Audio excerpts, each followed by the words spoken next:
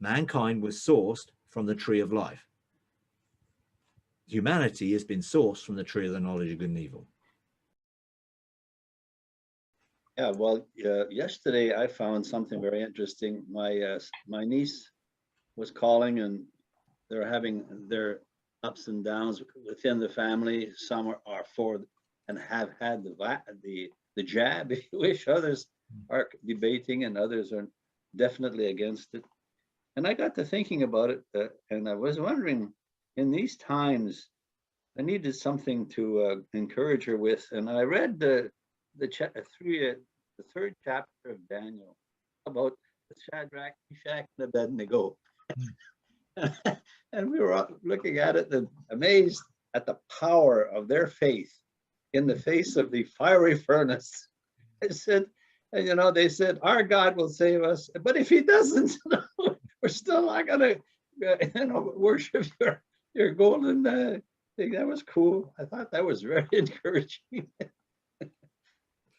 Yeah, well, yeah, I guess so. I mean, I think ultimately we've all got to come to a decision on what we would see as worshipping man or doing things that are contradictory to God. And that's, I think, to a degree, I think it's a personal decision everyone has to come to make. And God's with us, even if we choose to do things which are contradictory actually to his best for us, he still tries to bring good out of it. And we can still trust him, in every situation, that he wants the best for us. So I think that's where we don't need to get into fear in relation to anything, to be honest.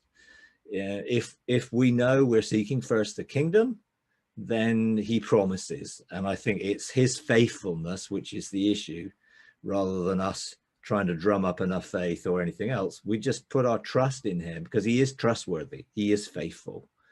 And I think that would remove a lot of the sort of gray areas that we're not sure about this, we're not sure about that. And we just don't want to get, I encourage people not to get het up about all of those things, get anxious or worried, because then you're coming out of rest, no matter what the situation is. We don't want to live in any sort of fear, anxiety, or worry out of a place of rest. And being in a place of rest doesn't mean that you know everything or you understand everything or you have every answer to every question, because that would probably be very difficult. But we trust that God does have the answers and that God does know more than we know about situations. And therefore, if we trust him and just seek his kingdom, then I believe that will keep us in a place of rest. Even though we won't know everything, we don't have an answer to everything. And there are so many things which are confusing, that are, what's the truth, misinformation, or, who knows? And no one really knows everything, obviously, other than God, because he's omniscient. But I think the more time you do spend with him and the closer you get to him, to know him, and as the truth, then it's easier to discern things which aren't necessarily true because they carry a frequency. Now, when we can't discern, and sometimes it's confusing, then that's when we trust.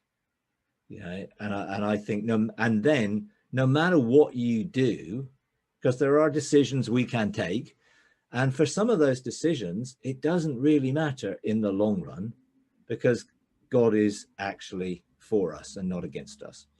And if we do make a decision which comes from lack of understanding or lack of knowledge or even fear, he's still able to bring good out of a decision, should we make it. Now, that doesn't mean that we should be blasé and, well, I'll do anything, then it doesn't really matter because God will sort it out. Because of course, there may be consequences of deliberately going against something which we know is his desire. But generally speaking, most of life's decisions aren't really in that category. And they're really sort of things which in the eternal scheme of things don't really have an awful lot of value. And he's very, very relaxed about things that we tend to get quite uptight about, because obviously he lives in the eternal now as well as living in every moment with us. And so he's aware of our agitation or anxiety or frustration or fear, obviously, but he's not in that way. He's not panicked. You know, I think some of the sort of the big prophetic voices seem to come over as if God has been taken by surprise or panicked, and now he's going to do this and now he's going to do that, because he really isn't. And I think if we really begin to engage in a deeper sense of love, because Shadrach, Meshach, Abednego, Daniel, they all had a relationship with God. Otherwise, they wouldn't make statements like that. And it was outside of their normal setting. They weren't in Israel. They weren't back home. They were in exile. They were in Babylon. So they were in a place which was very surrounded by a culture which was not theirs, and which believed things that they didn't believe. And they made decisions based on what they felt God wanted to do. But they were also aware of, well, okay, we're going to trust you. Now, God did honor them. They didn't eat the meat sacrificed to idols and all that stuff, you know, and God honored them. But then in the New Testament, Paul says, really, it doesn't really matter, because it's meat, bottom line. And if you realize it's meat, you're not going to be affected by if other people won't eat it because it's been sacrificed to an idol. Now, the religious Jews didn't hold that.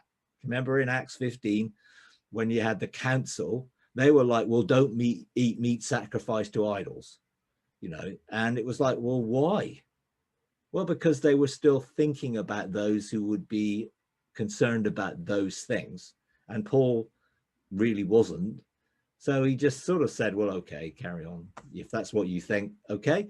But, you know, he didn't go down that route himself, or advise the Gentile church to follow Jewish stuff. So there's a context, I think, in a lot of things which now in Christ, in the fulfillment of all the promises, we don't have to look back into the Old Testament type shadows. And even the story of Daniel, there is now, we're in a different dynamic than Shadrach, Meshach, and Abednego. The Holy Spirit wasn't in them.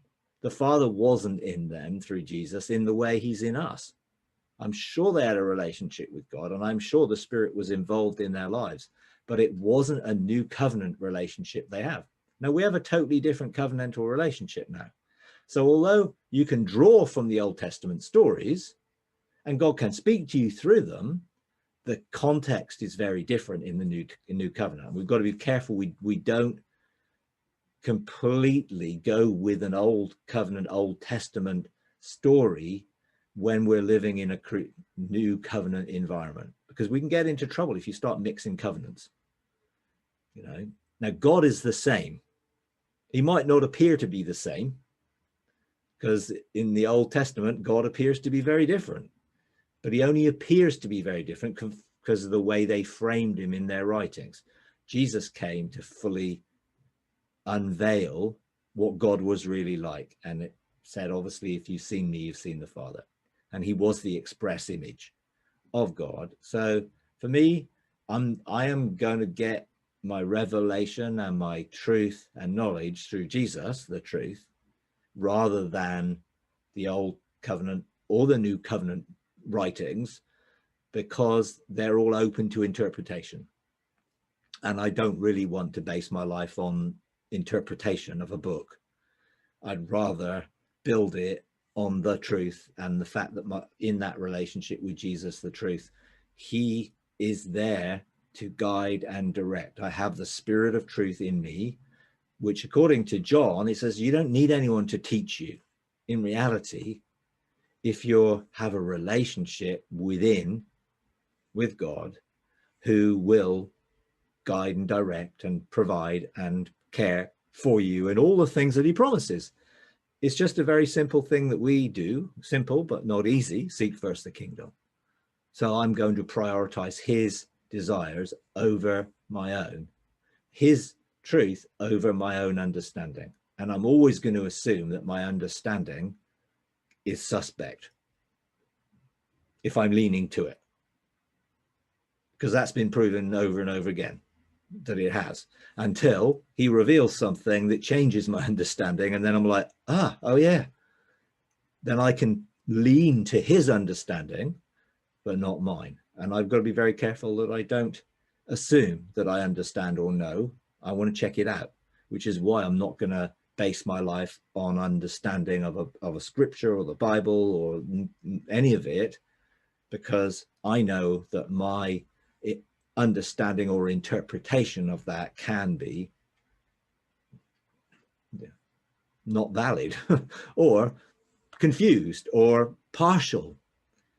Whereas, I know I can totally trust in the relationship I have with a loving Father who loves me unconditionally, who's got limitless grace, who's got triumphant mercy, and he'll never run out of it. He's abundant and overflowing. And the source comes from the source, not a book about the source. Yeah. And that's what I would encourage everyone to do in making every decision in life, no matter what the decisions are. And I know there's confusion around a lot of things. Go to the source, and find that place of rest within the source, because that's the best place to be.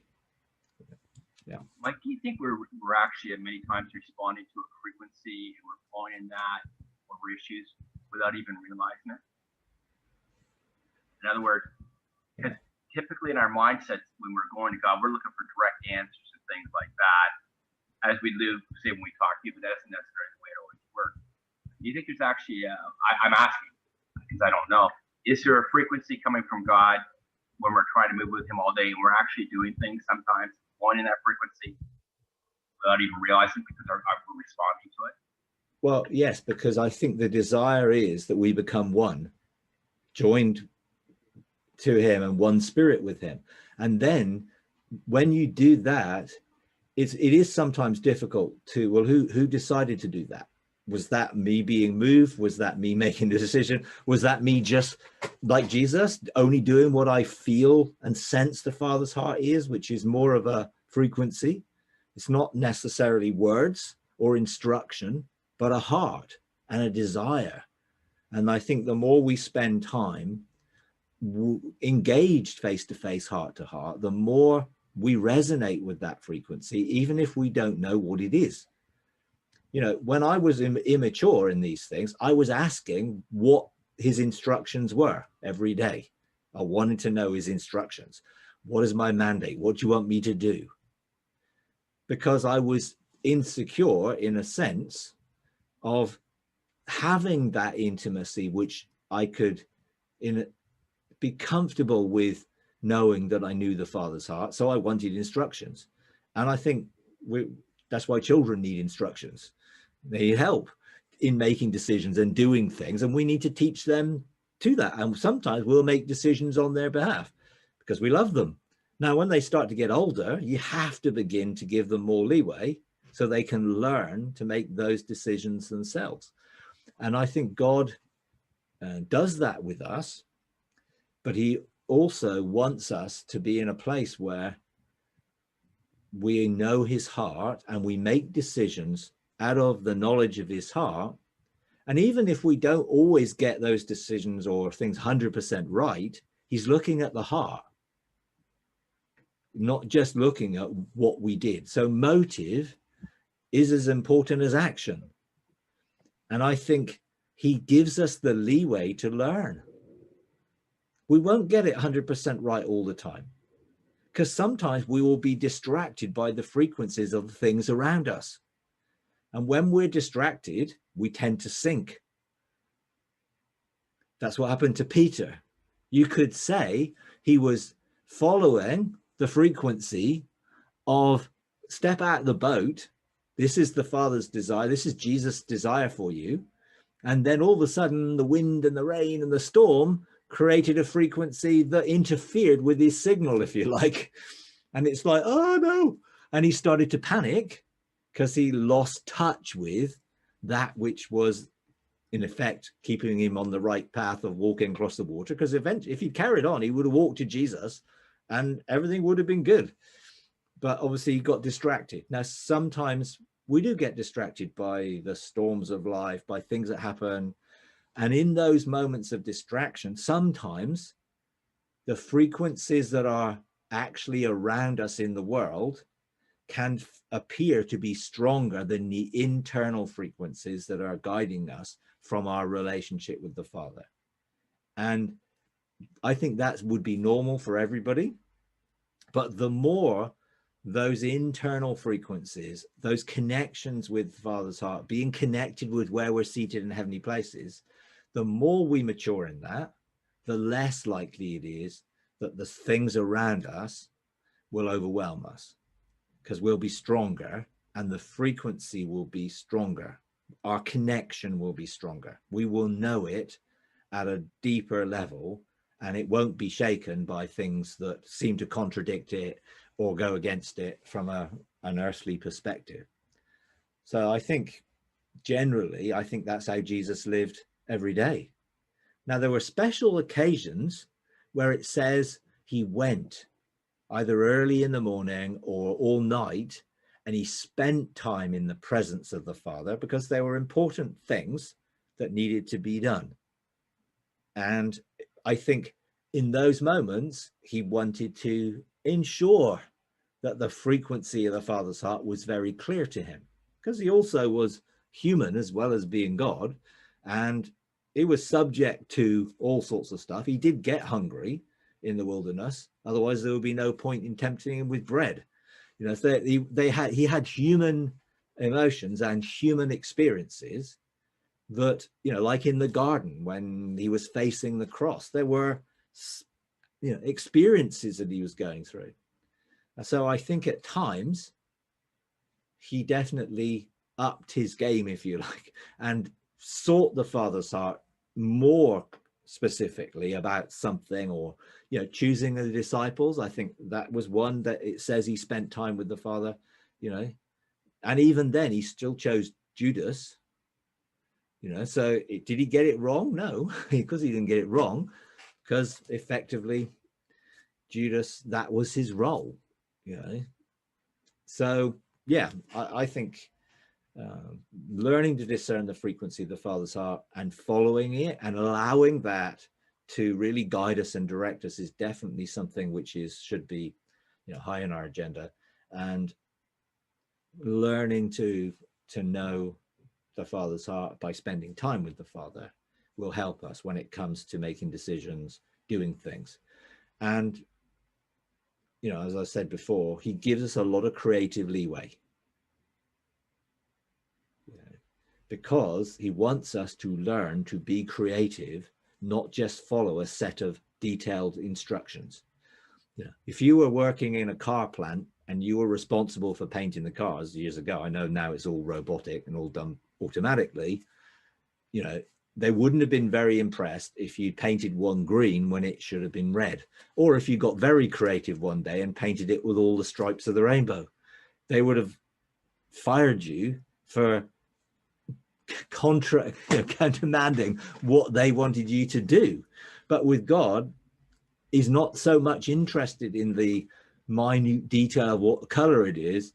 He's more interested in the bigger picture, and therefore he gives us a lot of creative leeway within how we do things to do them the way it outworks through us as a child of God made in his image.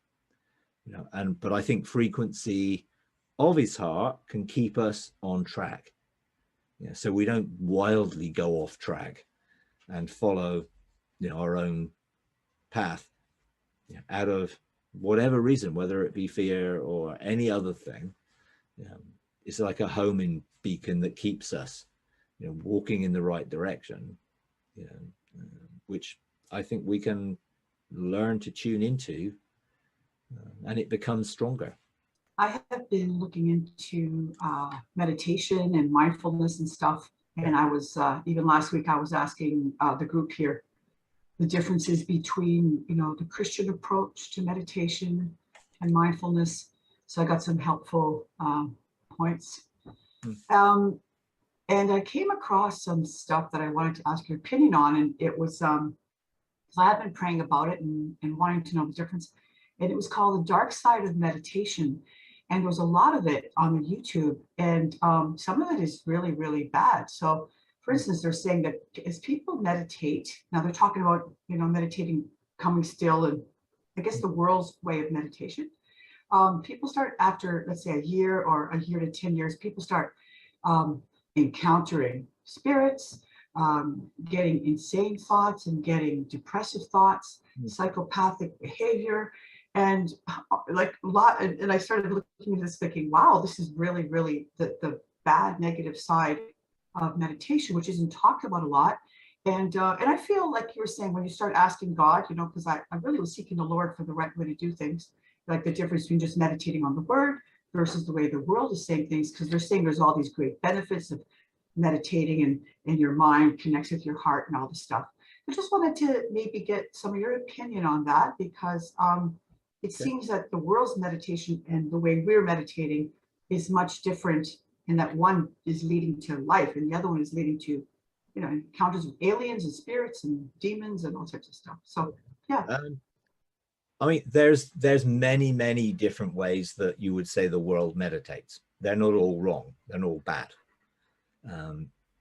But they're, you know, and some of them, which are more mindfulness. There's a difference between transcendental meditation, which is based in a religious sense, to get you to be enlightened in a religious sense, is very different from mindfulness, which is a technique which helps you to live in the moment and not be subject to fear, anxiety, or worry, because you stay in a place of rest. And each moment you learn to focus in that moment, and you don't sort of get carried away and going into tomorrow and worry and anxiety. You know, so some of those mindfulness techniques are nothing to do with any sort of religious or even spiritual dynamic. They're very much a practice which just helps people to become focused and still in their own being, and therefore not to be going round and round and round in their mind. So it's a stilling of the mind, which can bring them to a place of peace, which means then they're not anxious, worried in any way. So there's nothing wrong in that. If you add Jesus into that, obviously it's going to be better, because when we become mindful, what are we going to become mindful of? You know, ultimately, if we focus on being mindful and engaging with the truth, then that's going to help us in any situation. Now, the difference between that and transcendental practices and practices which use drugs or other things, and there are so-called believers who are teaching people to use mescaline and, you know, ayahuasca or whatever it's called and stuff, to actually promote experiences, to open you up to spiritual experiences, I would say avoid those things completely, because I don't believe that God intends us to use drugs to have an experience or to meditate, because no need to, you know. Now, does that mean that God hasn't met people in LSD trips or mushroom trips or whatever? No, he has, because he'll take every occasion of getting in there and revealing himself. But it doesn't mean just because he has with some people, that's a validation of the practice. You know, I mean, there are those, you know, who are calling it, you know, shamanistic snuff. I mean, it's just ridiculous stuff out there, which I would say avoid it completely, because it will not have any frequency of God on it. That's for sure. Now, some practices which are more connected to a philosophical or a religious Eastern mindset will be getting you to empty your mind so something can fill it. That is totally opposite of any sense of biblical meditation. Being still and knowing that I'm God is because we are focusing our thoughts on God, not emptying our head of all thought. Christian meditation is focused on something specific. That could be on Father, Son, and Spirit. That could be on love. It could be on, but you're not emptying your head and basically inviting anything to come and fill it. Invite the universe in, or invite, well, if you're doing that, and the motive behind all of that would be deceptive, because it will be to draw people into a dark thing, which will always deposit something negative, you know. Now, just because there is a negative doesn't mean there isn't a righteous real behind it. You know, the Bible very clearly talks about meditation and never talks about study. And yet we've turned Christianity into a religion of study. Study the word. You know, well, actually, it doesn't say study the word. You know, where in the King James version, where it talks about you know, study the word to find yourself approved and all of that. The word study is a mistranslation of the word be diligent, which just means, hey, pursue this with consistency. You know, that is very different. You know, so you could go to one extreme of avoiding all forms of meditation because it's all dangerous, and therefore stick to study and your own understanding and miss out on so much. But I would be not cautious, but I would be discerning about what you pursue and what you don't pursue. And, you know, it would take me 2 seconds to discern whether something had a negative vibe on it.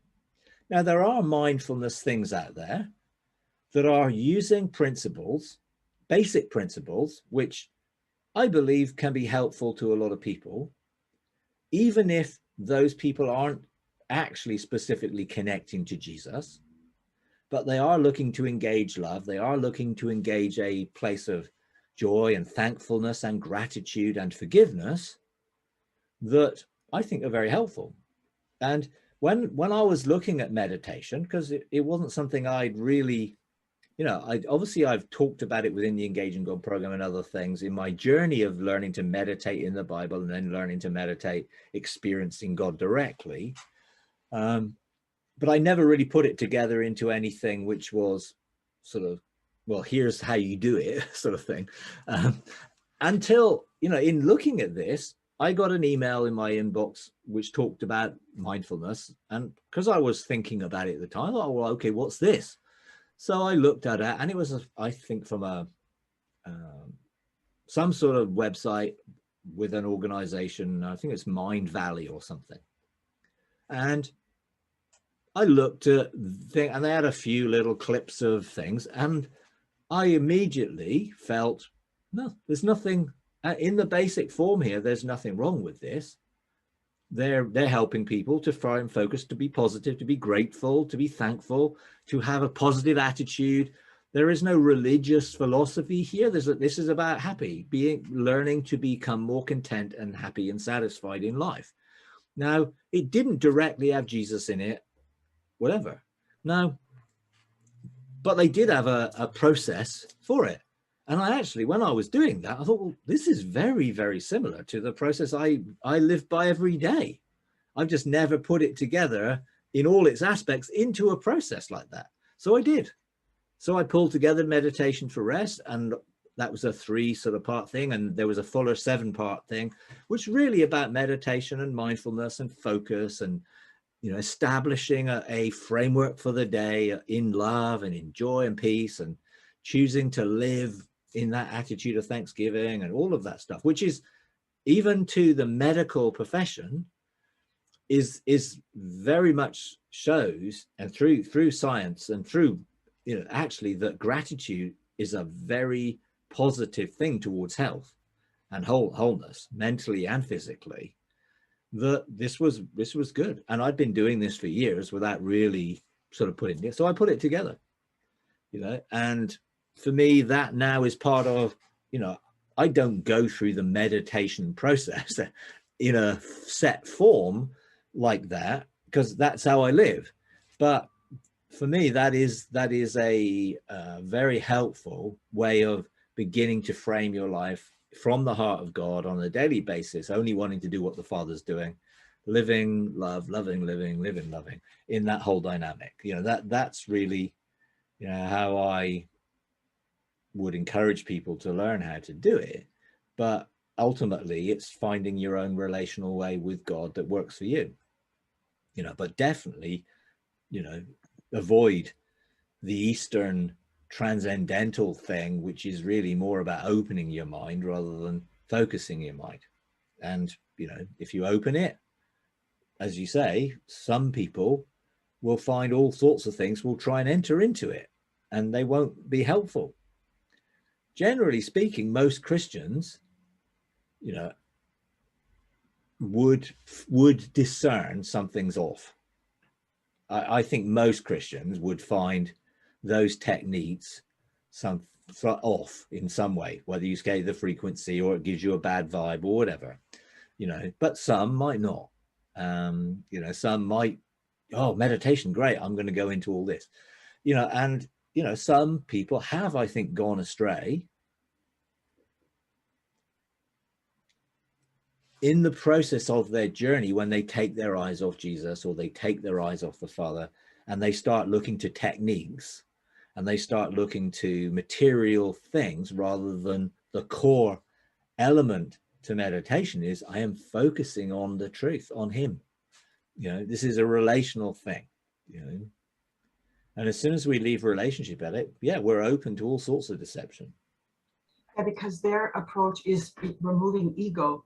And so part of the result over time is people are feeling detached from reality and detached from people. And Yeah. so, because I've been using some of the stuff in the course, which I really enjoyed, and I was trying to figure out the difference. And so it's become obviously much clearer now, the juxtaposing both of them, to see that there is a big difference between trying to get rid of your ego, which I could see be a problem, versus meditating on the stuff you've been talking about. Absolutely. And ego is an issue if ego means I am in control of my own life and I've not surrendered control of my life to God.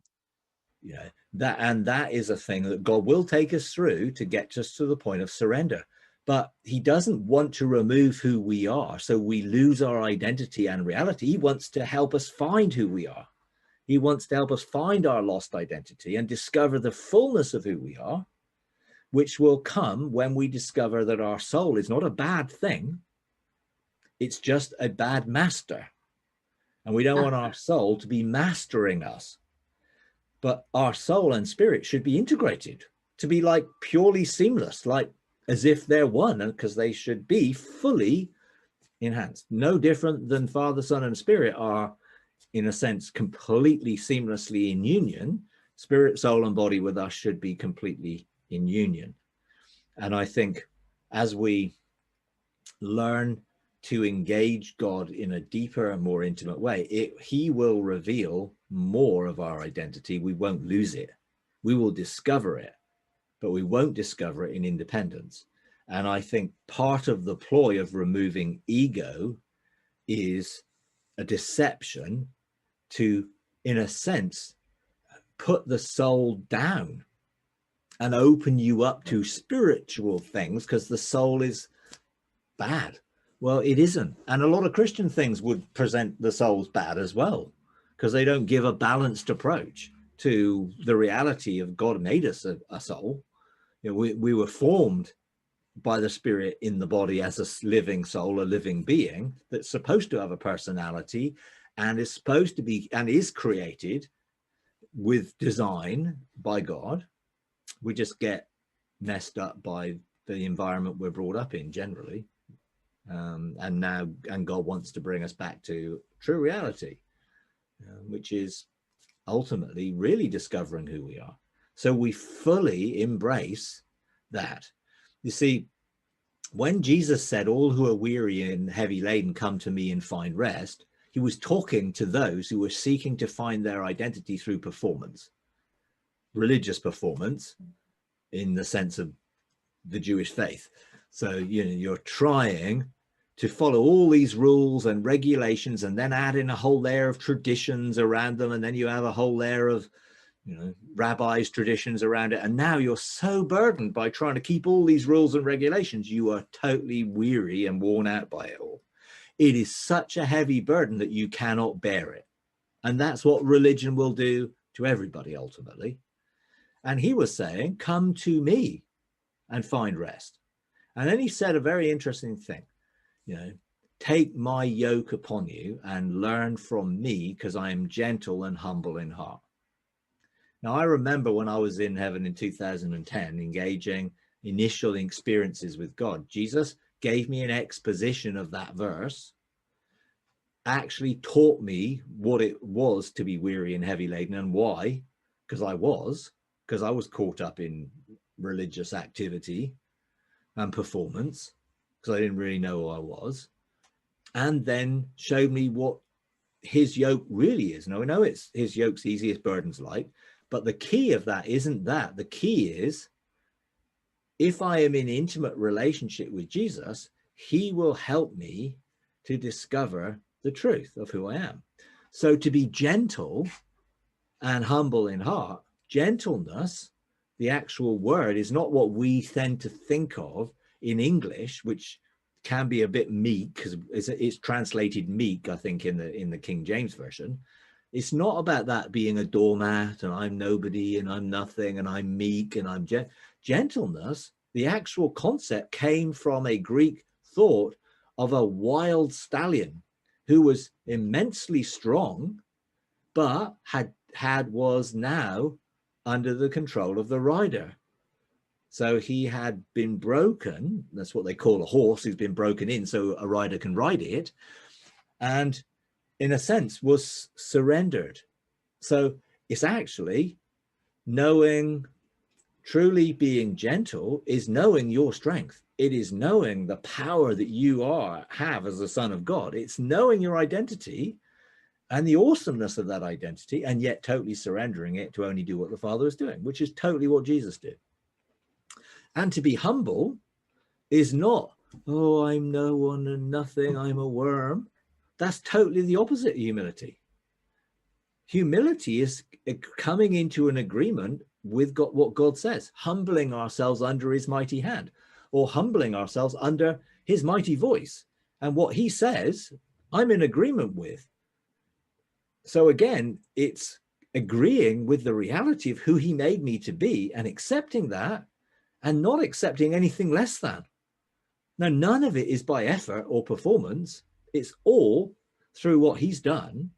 But as I accept, humility is, I agree with God about me. And if he says I'm more than a conqueror and there's nothing is impossible for me, and I can be a co-creator and a co-heir, and I can be seated in heaven, and I can do all these things, humility is agreeing with that. Because when we are willing to be under his mighty hand, it says he will exalt us. I don't have to engineer the circumstances in my life to exalt myself, to find my own position by my own effort and strength and abilities. That will just get me to be weary and worn out. I just have to come into agreement with him. And that is actually what true humility and true gentleness is. And that will enable me to live in rest, because all I am doing is agreeing with him. I'm not having to come up with all this myself. So that when you fully are like that, that is a fully mature son, a fully mature soul, because there is nothing in there that's trying to do things independently. Independence will create the weariness, because we'll be trying to do something to earn something that already belongs to us. And that's just going round and round and round and round on the hamster wheel of life. You don't get anywhere. You just get worn out. You know, well, Jesus wants us to enjoy life and have it to its full. The enemy comes to rob, kill, and destroy, but I've come so you can have life in abundance. And that is living from a place of rest, without a doubt. Yeah. Thanks. Talking about Mind Valley, he just recently posted an advertisement, and basically because he went down to Colombia and saw a shaman and tried that ayunucilia drug and saw visual states. But so now he's advertising an altered state training to make better decisions. But one interesting thing he said at the end was, to be human is to live in multiple states of brain frequency. Yeah. So basically it's like, because he's also trained before about, the theta and, the different frequencies and how you're trying to get, like you've trained before on the fact that, if you're in those other states, you can actually, hear God easier. Oh, absolutely. And I'm not promoting Mind Valley, because at a basic level, I don't think there's anything wrong in the approach of love, joy, peace. I think I would not be encouraging people to go down Colombia and take drugs, to find an altered state, because I don't think you need to, because you can train your mind through engaging the truth and through learning to meditate, to take away from the beta state that most people live in and be able to activate alpha state brainwaves at the same time, so that you can be continually discerning what it is that you're facing with your logic and with your facts of life, and putting them into a correct context, which is coming from a spiritual dynamic, not just a physical dynamic. And I totally would say that is very positive. And you can go beyond that into living from a delta state, which is open more to the theta, whether that's our spirit. So I think even within our soul, there's creative abilities which you access through alpha states. And I do think that opens you up more to hearing God. But also, I think you can also hear your own creative abilities within more easily. You're drawing from creativity rather than knowledge. But it goes deeper than that into much more of a spiritual dynamic, which is a rest dynamic, in which I think information or knowledge or truth is coming from another realm. It's coming out of heaven, and it's engaging us.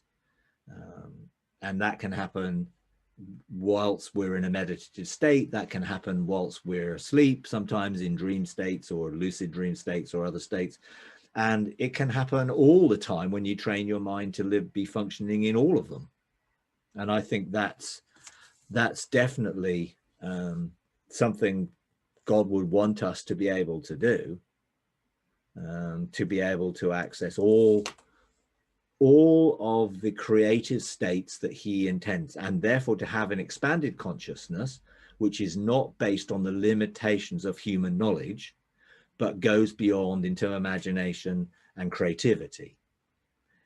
Now, I'm not endorsing any mixture. The Mind Valley thing just helped me to think meditation could be a process that someone could learn.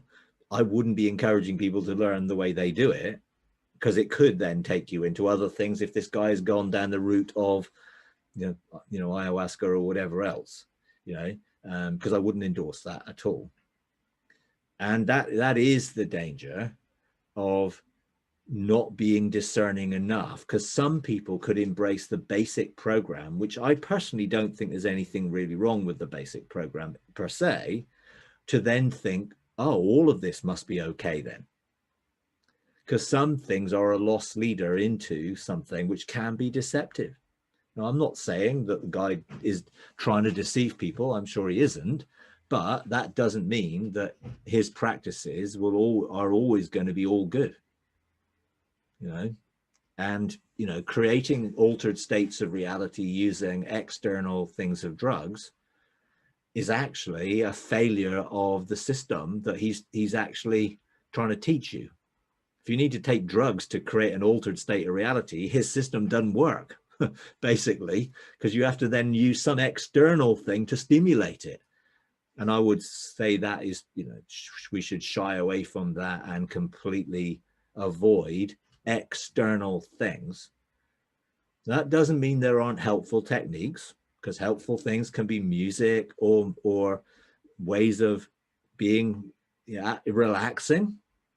And that can be relaxing your body, breathing, states of breathing. They're all positive things around meditation. And there's nothing wrong per se in music or breathing techniques, because they can help us relax. And when we're relaxed, it's so much easier to engage with God and with other sort of reality states of our mind. When we're tense or frustrated or angry or fearful, it's very hard to engage with anything positive. So I would definitely say that as we mature, our brain functions, which is tied to our ability to discern, and our spirit and soul functioning together, we will learn to be able to expand into what God always intended us to be, which is limitless, like him. We just had a lot of restrictions and a lot of limitations, and we need to make sure that we're in relationship, following the journey and the path that he's setting for us, not go and try and, go up a mountain in India and find some guru who's going to teach you, how to enter into an altered state of reality, because I don't think you need that. I mean, I could not have been less mindful if I tried in my past. You know, I was very left brain logical orientated, completely so. Had no real sort of creative, sort of imaginative state, you know. But he took me on the journey to discover that. It's there for all of us. But I went on the journey with him to discover it.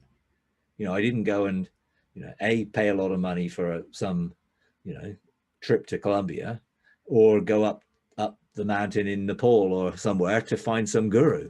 You know, I did it by walking with him and growing in that relationship. Because if we do grow in our relationship, it will unlock all sorts of capacities that we have as sons of God, and embrace our sonship and the maturity of sonship, you know. But it doesn't need to come through any of these external ways of doing it, which are suspect, in my opinion. Mike, how do you feel about all the music that's out there, like binaural beats and just meditative music? And do you find that there might be some bad frequencies on any of these, or it's just kind of music? Well, again, I think you just need discernment. There are certain things I listen to and immediately I don't like. No, it's not that I don't like the way it's been written or whatever. It just, something about it I don't like, so I avoid it. There's nothing wrong in binaural beats. Binaural beats is just a way of helping your brain, left and right, come into a place which makes it more open. It's a scientific technique. I mean, it's not really thing. Now, do I use binaural beats? No. Have I listened to some music that has binaural beats in it? Yeah. And some of it really gave me a headache. You know, it was like, oh, this is really, I don't like this. So I avoided it. Now, Samuel here, he produces music, which I know and trust is coming from a place of meditation with God and in creativity with God, which when I've listened to any of it has never given me a problem or a headache or anything else. He doesn't use binaural beats. Now, you could put a binaural beat, which really is just a beat which is slightly off key, you know, one which does, you know, it does work. I'm not saying it doesn't work. And you could play it behind some of his music or other people's music, and that could help you if it helps you. You know, I don't think per se it's wrong. I've never really needed it, you know, in that way, but it might be helpful to others. Like breathing techniques and things like that can be helpful. You know, there's nothing wrong in those things per se, but I think potentially some of the music out there, what is the motive for writing it? Because that's at the core, it's fruit, not just, oh, this is written so you can have an experience or whatever. Well, okay, that might be fine. And I've listened to some stuff and I've had no issue with it. There's some healing stuff out there. Yeah, like there is lots. For pineal gland or for different things you're maybe trying to work on in your body. Yeah. But there's a lot of Christian stuff out there. So if there's Christian stuff out there, I would go with that rather than stuff which I don't know the source of. You know, if I don't know the source, then I would be discerning about it. And not all sources are good. Not all roots are good. Some things do have a goal behind it, which may not be good. But I think as we mature, we can learn to discern that stuff easier. And some of it, you know, and I think when you really do tune into that which is in harmony with God, you feel it. And that which isn't in harmony with God, I really feel off about it. It just doesn't feel right. It really doesn't. But I can really tell that within seconds of listening to it. And to be honest, I don't use music in my own personal time with God because I don't need it. You know, I've used a lot of music behind some of the things that I've done. All of that, I think, would have come from sources I trust, you know, let's say. And I wouldn't need to go outside of sources I trust, because I wouldn't need to. There's no point. You know, someone gave me a whole album of soaking type music and said, use it, for whatever you want to use it for. And I did in the early days use a lot of those things behind that. It's available within the Engaging God program. It's called Drench, I think. And it was something I found helpful. Then when we started producing our own music, which was designed specifically for subjects that we were going through with God, then of course we used that. So I used that as the background music to a lot of the activations in the Engaging God program, because it was tailor-made for those activations.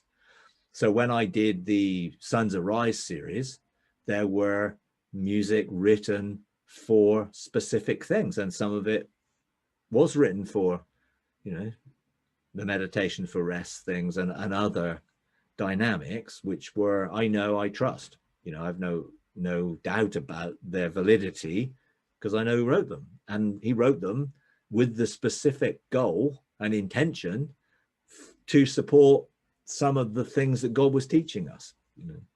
Where is that music, Mike? Is Samuel somebody you said? Yeah, Samuel Lane, yeah. Samuel Lane. SML Music, he's got a SoundCloud channel, and a lot of some of the stuff's free. Quite a lot of it's free. You can probably find it through our website, I would imagine. Anyway, we've probably got links there, and therefore, you know, there's plenty of good stuff out there without the need. And if there's any doubt, avoid it. It's a simple thing. Just avoid that which you don't really have you aren't really sure about. You know, because if you doubt, it will create in you something which could be then negative.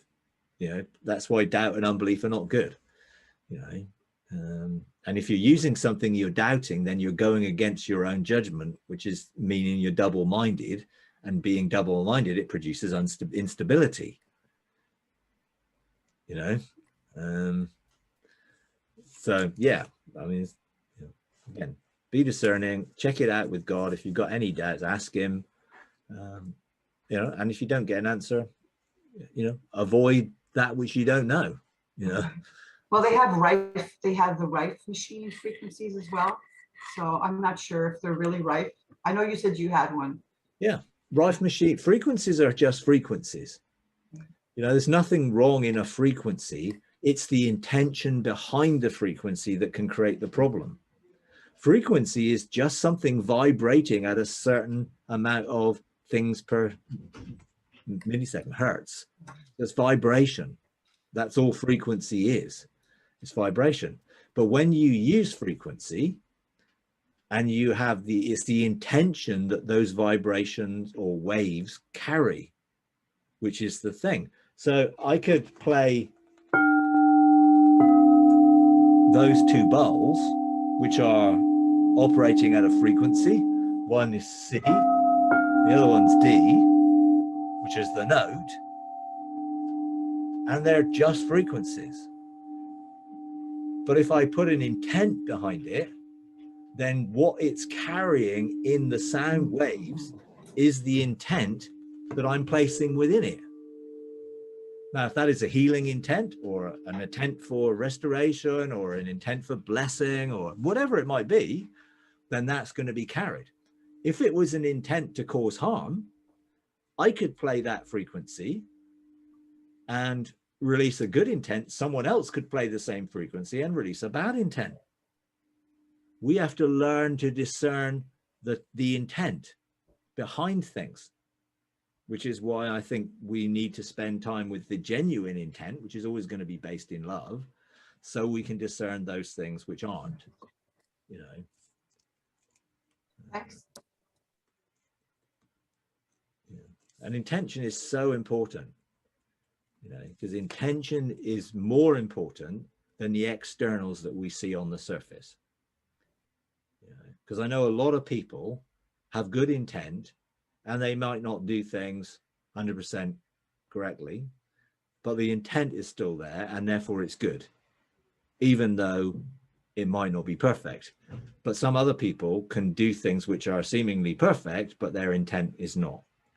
And I think, you know, that is what we should be doing, is actually looking at the intent. What's behind something? What do we feel at its core? Is it based in love? Is it based in the fruit of the spirit, love and joy and peace and patience and goodness and kindness? You know, and you know, we're encouraged in Corinthians and in Philippians to, you know, think of those things that are above. You know, think on those things which are good and pure.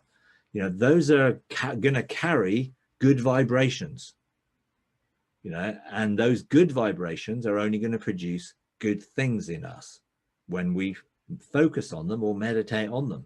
Bad vibrations, which would be thinking on things which are bad, and that is what we call worry or anxiety, where we focus on things that are bad, produce bad things in us. So I think that's really where we just need to find our discernment, really. Micah, I'm a member of a financial website. Yep. To do with stock cycles. That's the main thing that is used. And on the blog site, there was so many people talking about, you know, conspiracy theory and stuff like that, that they started a separate blog for politics. So there was a very interesting video that someone put on, and it had to do with something called looking glass. So there are 3 whistleblowers all the way from the 1990s, right? And the last interview was 2009. And it was about the Stargate technology and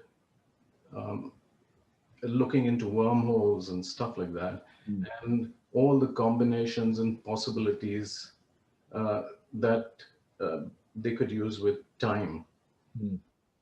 So that project was stopped because it somewhere in 2009 they found that there was a sort of bottleneck in the year 2012, and all permutations and combinations became inconsequential because there's only one outcome.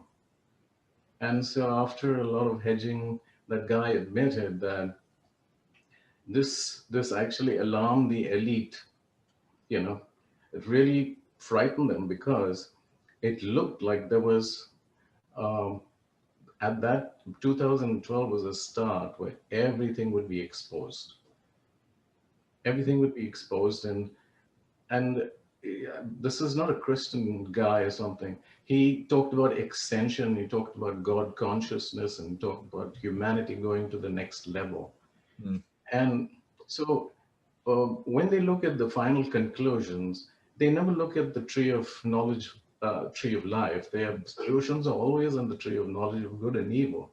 And so in the end, they talked about white hats and QAnon and, you know, and stuff like that. And then they actually showed what kind of module they were making, right? And I don't know if you've seen the movie Contact, when Jerry Foss, they make that machine, and that suspiciously to me looks like the Merkaba that they're trying to manufacture. Yeah. Right?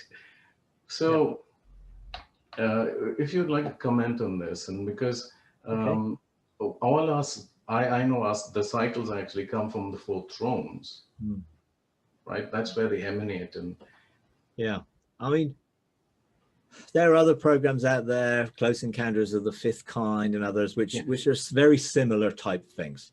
And what I would say is behind a lot of these things, there are elements of truth.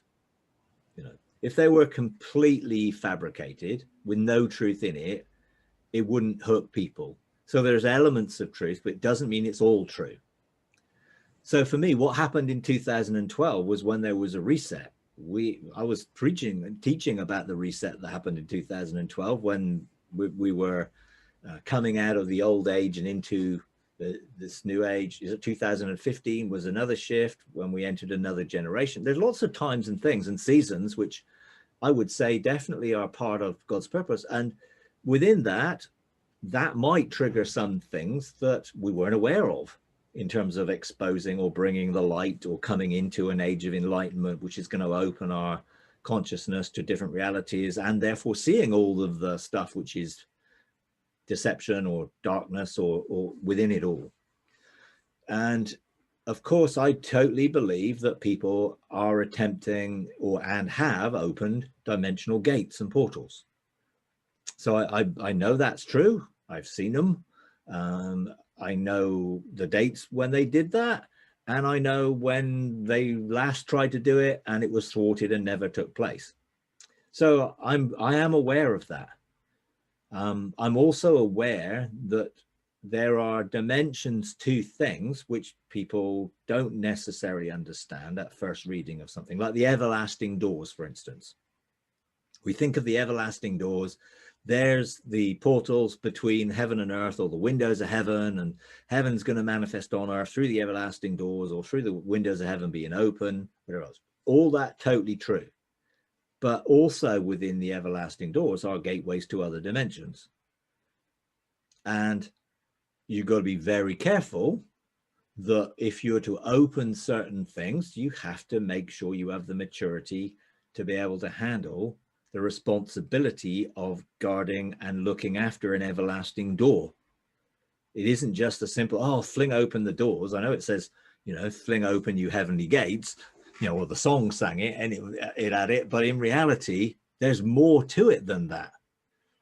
And so there are dimensional gates or portals within the realms of heaven, which are safe gates that you can access dimensions where they cannot access back into the realm of heaven.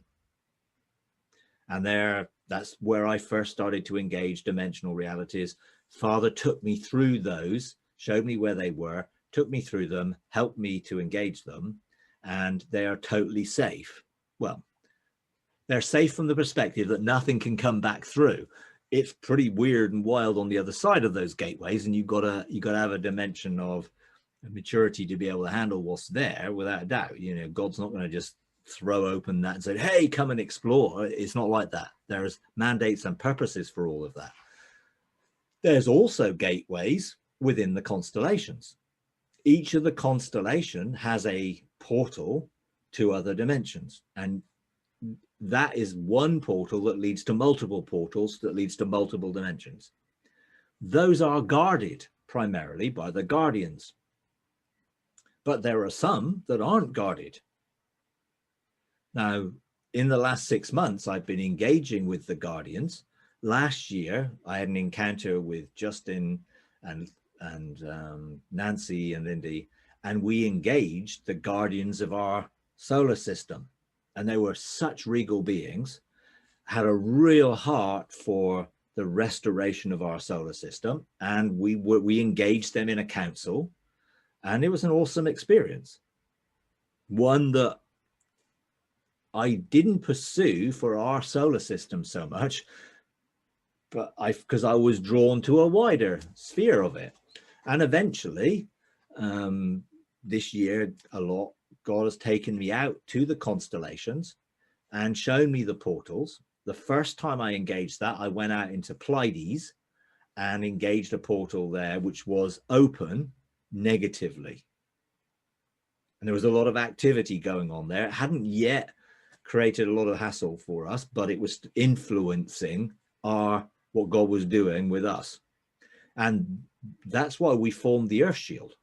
We formed the Earth Shield to shield the Earth from meddling and interference from other dimensions into ours. So we formed the Earth Shield, which gave us a safer dynamic to then be able to explore engaging these things, because there's less risk that they're going to effectively cause harm here because they're being shielded.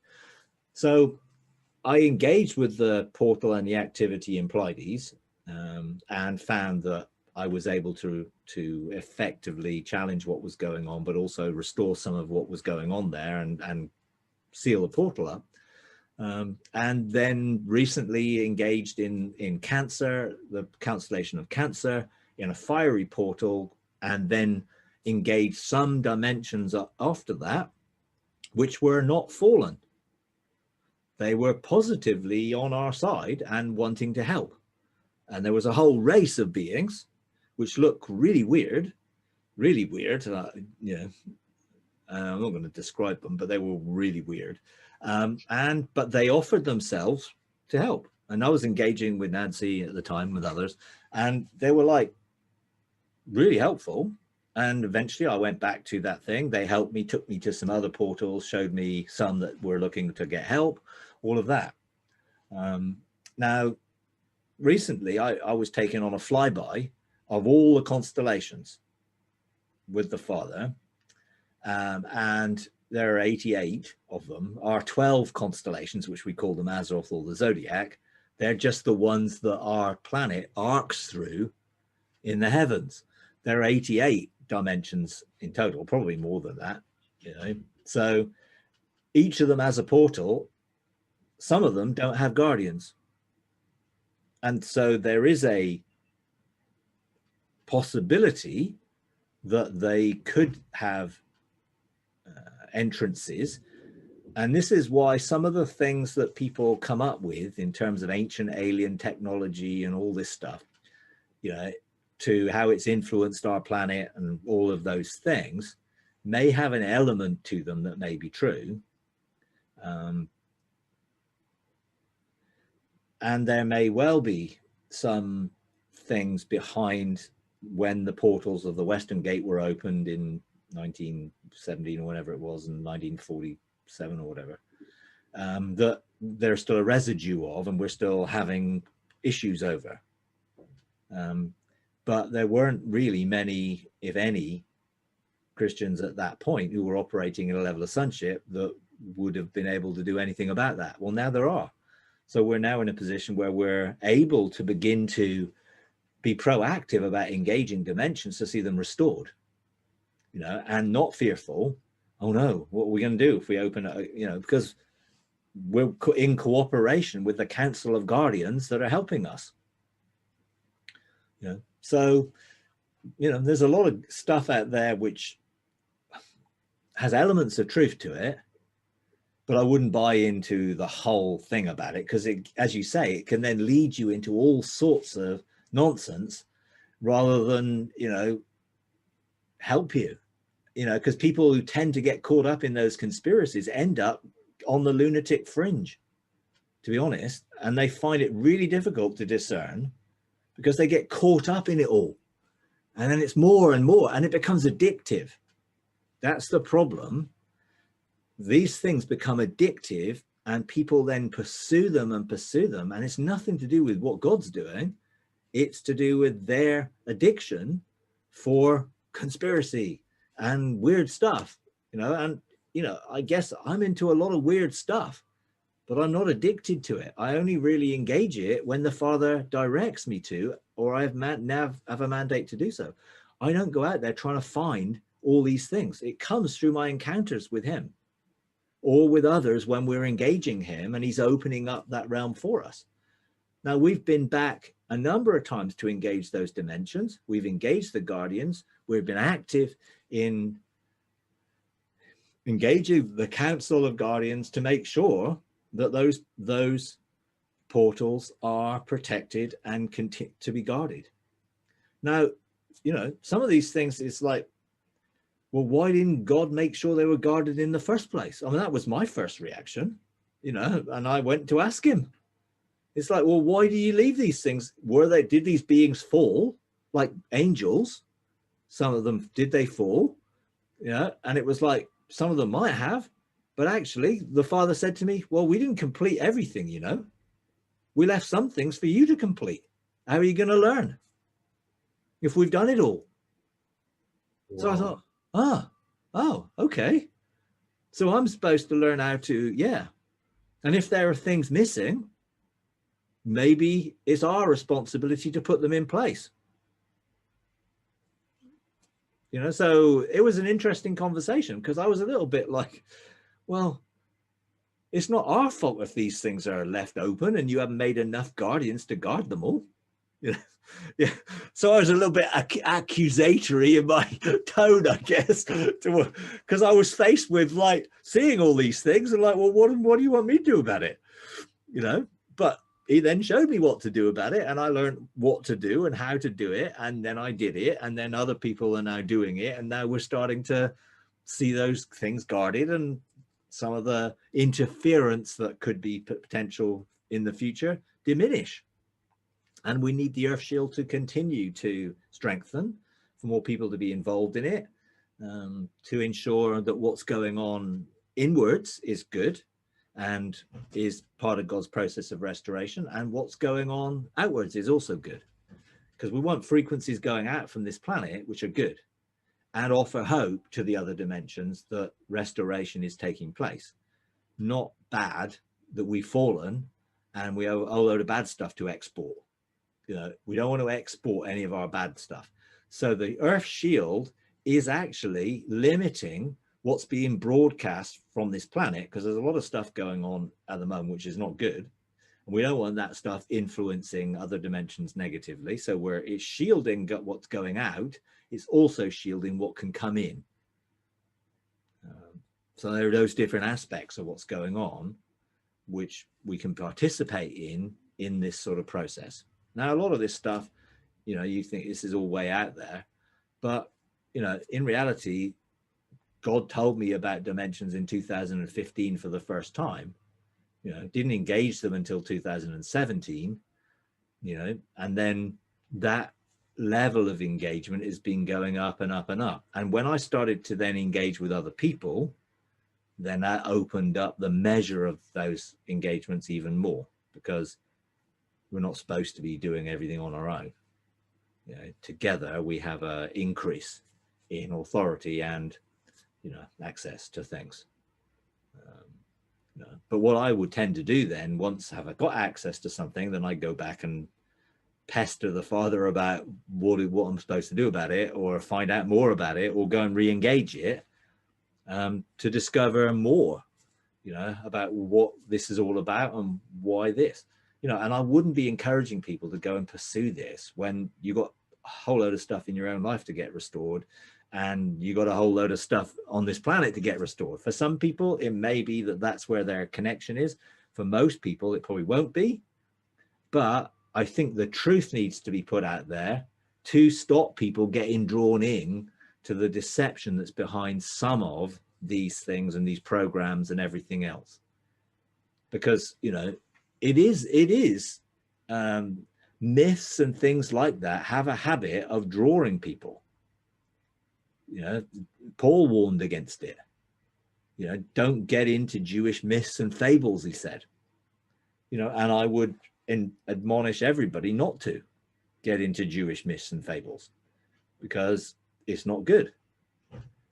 And any other myths and things which were potentially could cause us to become susceptible to being drawn into things which really we should be avoiding, because people are curious, and some people are more curious than others, and some people will find, I'm not interested in that stuff at all, it's all bunkum, and other people will get sucked into it. You know, those who got sucked into some of these conspiracies didn't start out deceived. Something drew them in and they embraced it, and some of where they are right now, some of those people, is way out there, you know, sadly. So Mike, from what I understand, God created a species on Earth called humans, but he's created other species of life in other dimensions. Yeah. What you're saying, I think what my understanding is humans are the highest order because they're creating God's image. Yeah. Okay, so then following up, they've been releasing a lot of information lately by the Pentagon and that about previous encounters of UFOs. Have you seen that in the last year? And would they be species from another dimension or whatever, that appear to be, if true, much more evolved than we are? Yes. The 12 dimensions, the 12 portals which are associated with our 12 constellations are also connected to the 12 ages of man. And they operate on different time scales than we do. So there are some that are more highly advanced technologically than us. There are some that are way back in the dark ages or even further still, operating without real technology, you know, and I've engaged some of those dimensions and experienced that. So yes, I would say that they're dimensional beings, And I would say that they have access through the constellations, but I don't necessarily believe that they are little green men from other planets that were created in this dimension. And they are very, very diverse. Now, again, I asked God, well, why did you create all these things? You know, and he said, because I'm creative. I'm multifaceted. I mean, do you think it's all going to be like you? You know, well, it's not all like us, is it? We got all sorts of animals and plants. I mean, you know, fish and birds. I mean, he didn't just create humanoids. He created all sorts. Well, why would we think that he wouldn't create? And also, it was so the increase of our government could bring peace to those dimensions and introduce those dimensions to their creator, which is our role as sons of God.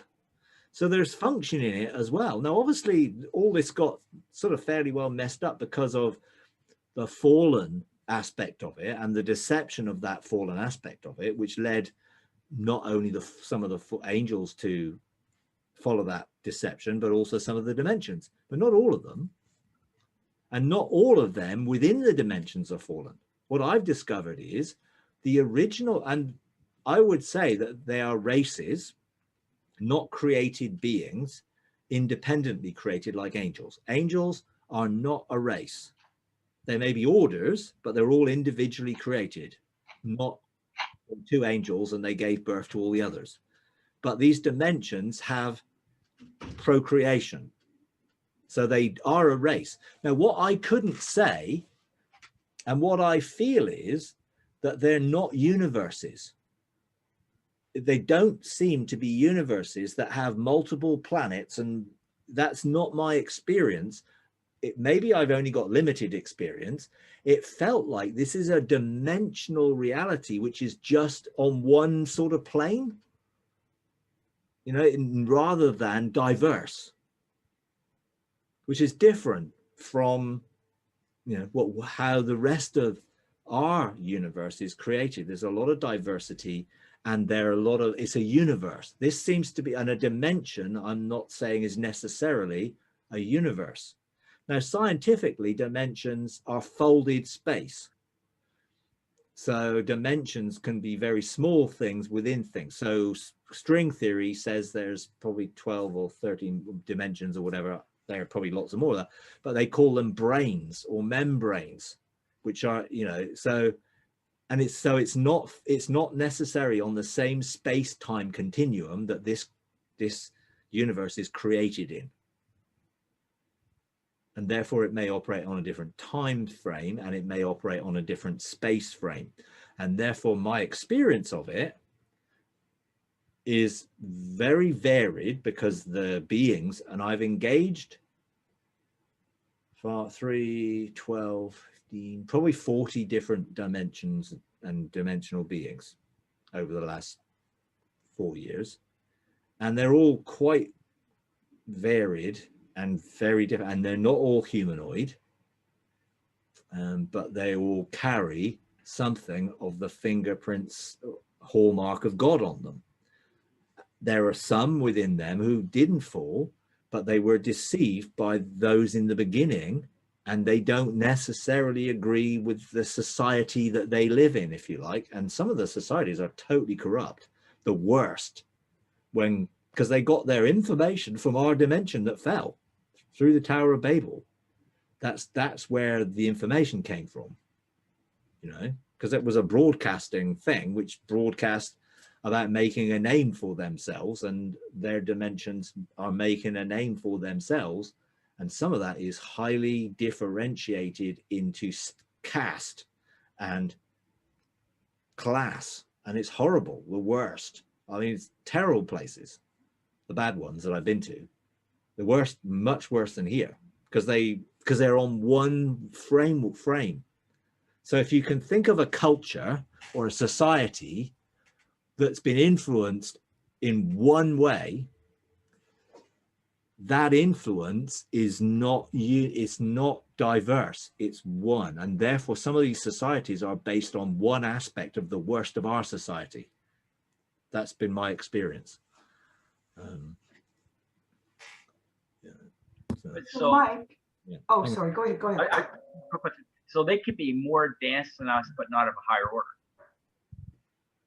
Oh yeah, because technology is not maturity, as we'll find, because we'll find our technology will not suffice. You know, so and you know, it's interesting, I think it was mentioned earlier about humanity. Humanity is what man has become through the knowledge of the tree of good and evil. Mankind is what God created us. And there's a huge difference between humanity and mankind. Mankind was created according to its kind.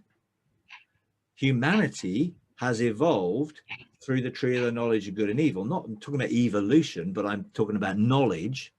And therefore, technology is man's ingenuity to create things which were the advancements that we had by abilities before we fell.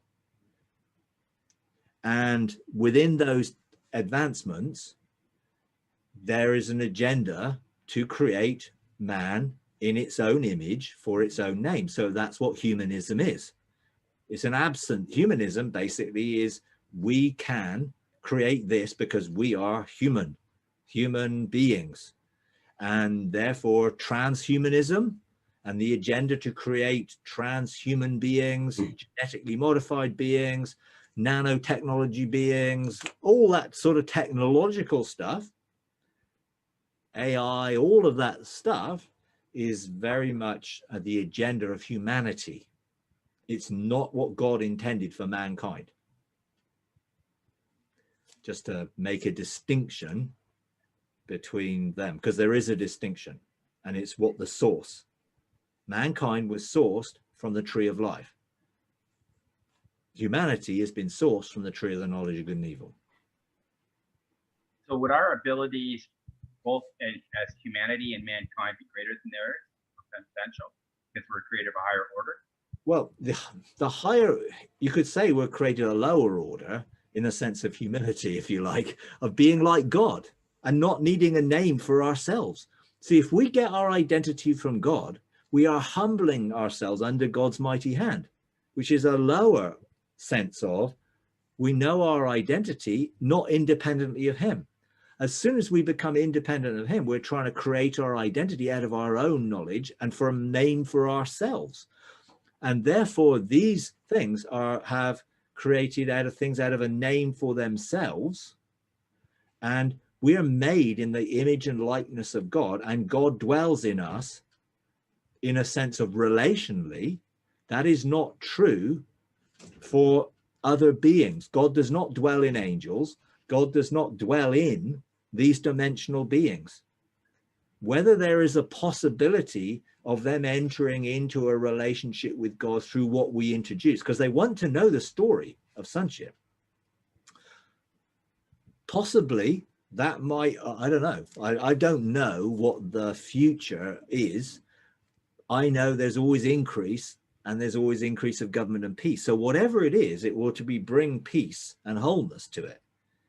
And that might bring something beyond what is currently there as we mature in our creativity and our sonship to start fathering creation, as we're made in the image of our dad, who's a father and a creator, and he wants us to be like him. So why are our control systems reacting this way at the moment?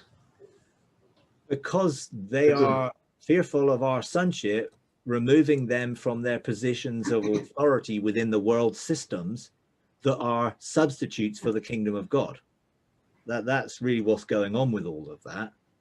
And as we're becoming more aware of our sonship, we're creating a frequency which is causing them to fear and react, because they're on the way out ultimately, as the kingdom of God will fill the earth, and those things will be shaken so they no longer remain. But so they're essentially reacting against that, and they do have strategies, and they're trying to keep their biggest strategy of, it's an Luciferian agenda, is to keep us from our identity. Because if they keep us from our identity, they remain in control. As soon as we start to discover who we are, we will challenge their control. That's how it will really work.